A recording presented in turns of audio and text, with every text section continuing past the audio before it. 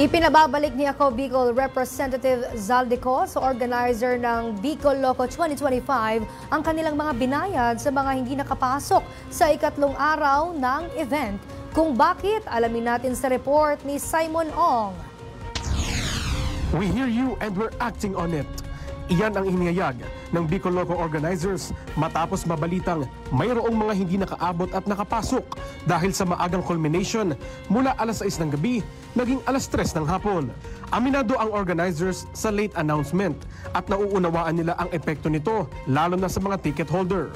Hindi rin nila ginusto ang pangyayari at hindi rin ito ang naging standard na kanilang pinanghahawakan. Kaya naman, bilang tugon, nagsisimula na silang i-refund ang lahat ng tickets na hindi nagamit para sa ikatlong araw ng festival. Anila, walang dapat ikabahala ang mga hindi nakapasok dahil magsasagawa sila ng patas, transparent at client-first na pag-refund. Nagsasagawa rin sila ng full internal review para mas mapaganda ang kanilang komunikasyon, gayon din ang mas pinagandang festival operations. Samantala, nagpaabot naman ng pagbati si Ako Bicol Party List Representative Elizaldico sa matagumpay na Bicol Loco Festival 2025. Anya, bukod sa napasaya ang taong bayan, napalakas din ito ang turismo sa lugar dahil maraming turista sa loob at labas ng bansa ang dumalo.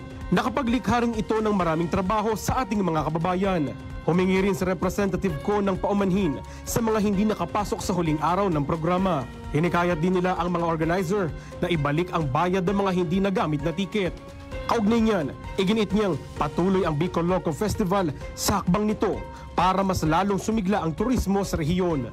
Para sa totoong balita sa Bagong Pilipinas, Simon O, Congress News.